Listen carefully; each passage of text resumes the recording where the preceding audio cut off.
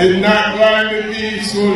It's not going to be nice. Because guess what? The politics of the day, we are going to introduce to them.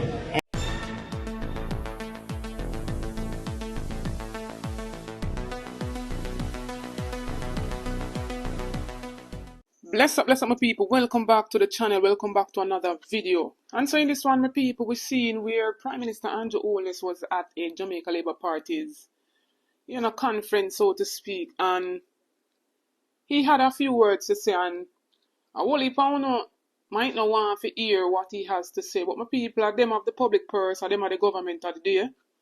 And so we still have to take in some of what them say. And then we draw our facts if needs be. And so me I make on hear where I say my people. Him say one say him not trying to go up on the platform and tear down nobody or call nobody name. But this man here use psychology in every sense of the word.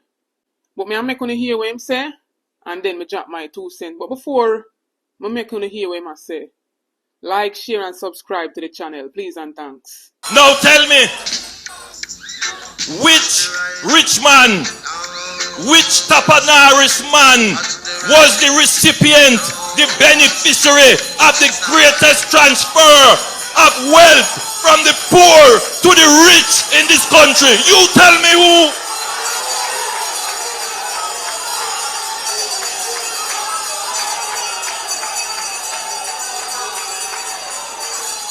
You tell me who.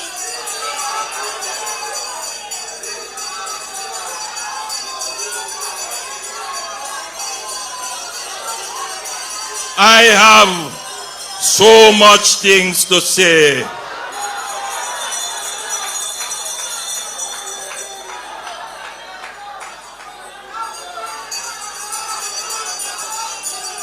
I will never allow PNPism to come back in this country.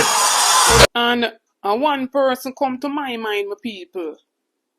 And we see where opposition leader Mark Golding did use the term tapanaris, and them take it and them spin it and them twist it in all kind of way to make it mean all kind of things. Right?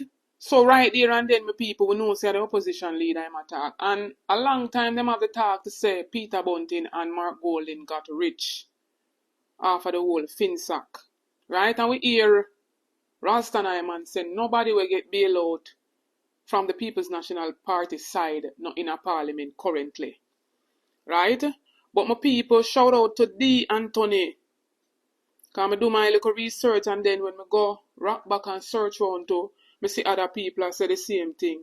And I'm going to make you know what this whole thing where them come off with my people. I clarify it the simplest way we can do it. So my people, DBG, that's the company that's run by Peter Bunting and Mark Golding and another person. And it means Deering, Bunting and Golding. And so my people, Deering, Bunting and Golding was paid for a transaction they did 10 years after the whole FINSAC was formed, my people. Right? The letters when I'm going to read now is about the whole transaction 10 years after the FINSAC thing, my people. And just to add, is the same thing Nigel Clark did, my people, by using receivables of the Norman Manley International Airport for 10 years to get money to run the budget, to run the country, so to speak. And some want to know if look on the screen, my people, because we not run with no piece of story and we not run with no incorrect story. Right?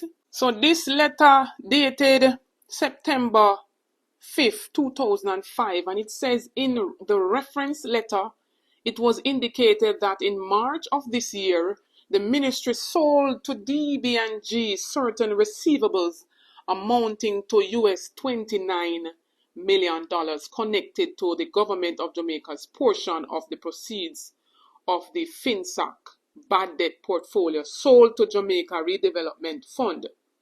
And in respect of the disposal of certain real estate and the liquidation of shares in the Jamaica Grand Hotel, the Ministry of Finance and Planning was designated as the agent to receive funds and pass to DBG.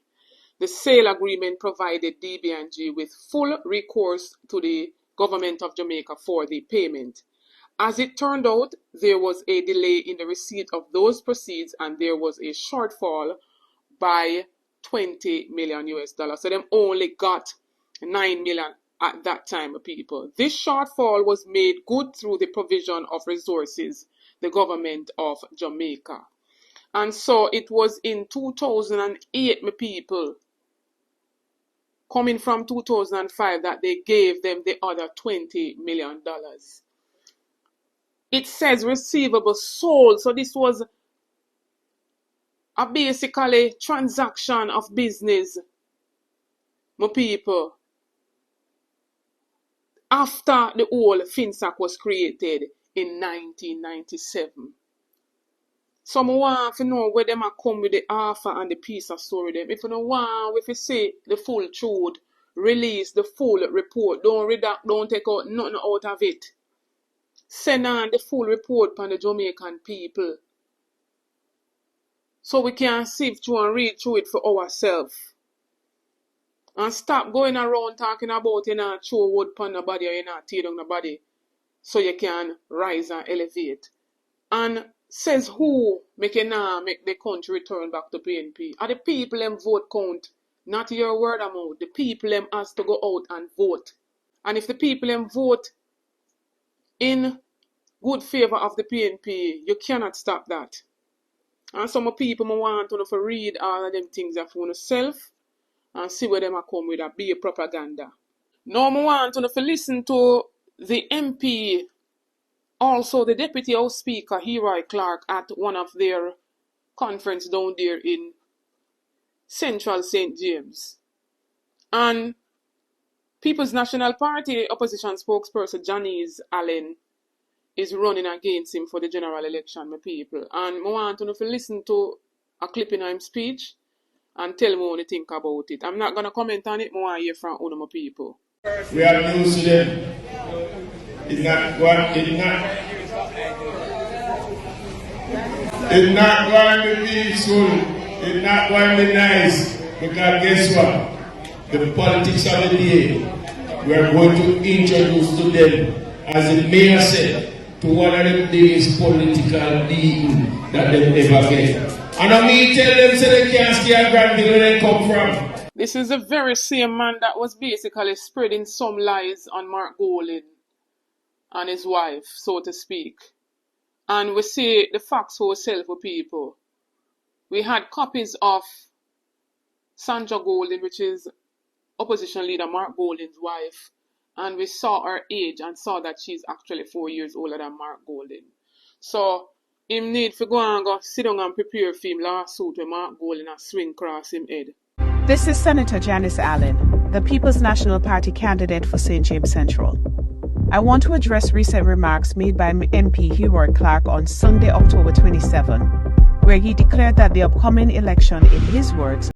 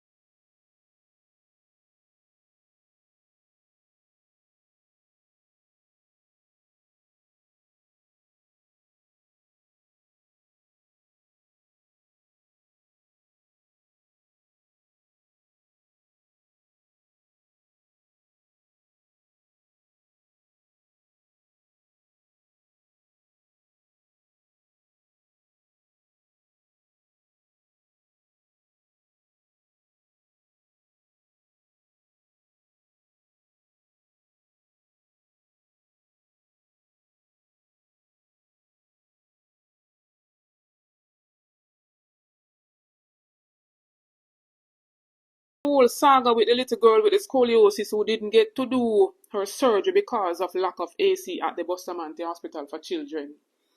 We've seen where the American doctor, Dr. Brady, lashed out at the system and Right after we seen the Minister of Health, Tufton, come out and him say a whole bag of things, my people. Him blame the system.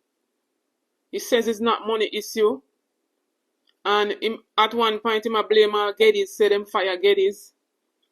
And you name it. So till him start to blame all the doctors, them people. For example, institutions talking with each other. There is always a reluctance for one hospital to transfer patient to the next hospital because the clinical team here feel, I don't know, inadequate if they do that. I don't know what the reasons are. In this case, it's a simple case of having a proper dialogue between in the case of the university, the sister or hospital up the road, with Bustamante, which happens all the time. Whenever we have overflow during our peak season, we transfer patients up there. The under 12s, of course.